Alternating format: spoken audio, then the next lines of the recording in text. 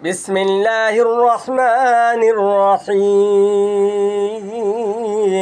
يا أيها الذين آمنوا اتقوا الله حق تقاته ولا تموتن إلا وأنتم মুসলিমুন। হে মানুষ গো, তোমরা মালিককে ভয় করো, আল্লাহকে ভয় করো। কেমনে করবা? যেভাবে ভয় করে আল্লাহ খুশি হয় সেইভাবে তোমরা মালিককে ভয় করো। আর এক কথা বলা হয়েছে যে ভয় করার পর তোমরা এমন মুসলমান হও, মুসলমান না হইয়া কিন্তু তোমরা মৃত্যুবরণ করিবা না। আমরা তো মুসলমান, আমরা তো সকলেই কালেমার মুসলমান। আমরা মুসলমানের কি দায়িত্ব পালন করতেছি? আর যদি দায়িত্ব পালন এইভাবে করি, আল্লাহ কেন বলেছে মুসলমান না হয়ে কিন্তু মরিও না? মরিলে কিন্তু খবর আছে। মুসলমান কাকে বলে? মুসলমানি বুয়াদ করদান হাদান।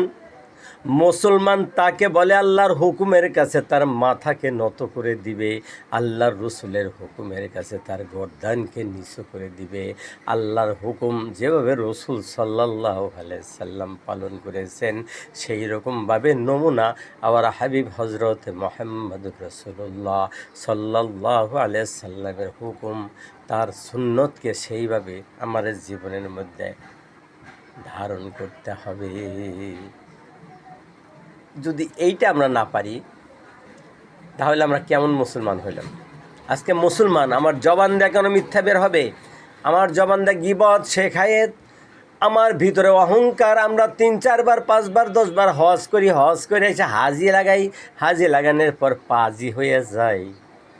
আমার ভিতরে অহংকার দিন দিন বাড়তে থাকে। আমার হাতের দ্বারা মানুষের তসরুফ হয়, আমার চোখের দ্বারা, জবানের দ্বারা মানুষের তসরুফ হয়।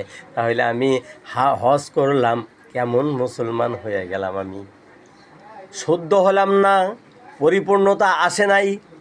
এইরকমভাবে এবাদত বন্দেগী করি, প্রত্যেকটা এবাদতের মধ্যে আমার অহংকার, এবাদতের মধ্যেই আমার অহংকার। কেমন অহংকার? আমি সবচাইতে বড় একজন জাননেওয়ালা আলেম। এই অহংকারেই তো আমার সমস্ত এবাদত নষ্ট হয়ে গেছে গা। আমলোকেরা তো আল্লাহ তাআলার হুকুমই মানে না, নামাজ পড়ে না, কালাম পড়ে না, রোজা করে না, আল্লাহ রসুলের সুন্নত মানে না। তারাও কেমন মুসলমান? এই জন্য মুসলমান যদি হইতে হয় কুনু মাস সাদিকিন, আল্লাহওয়ালা লোকের কাছে গিয়া মুসলমানিত্ব আমাদেরকে শিখতে হবে। কালেমা পড়লে মুসলমানিতে ভর্তি হওয়া, কালেমা পড়া মানে মুসলমানিতে ভর্তি হওয়া। আর এই মুসলমানি তো টিকায় রাখা হলো সারা জীবনের কাজ।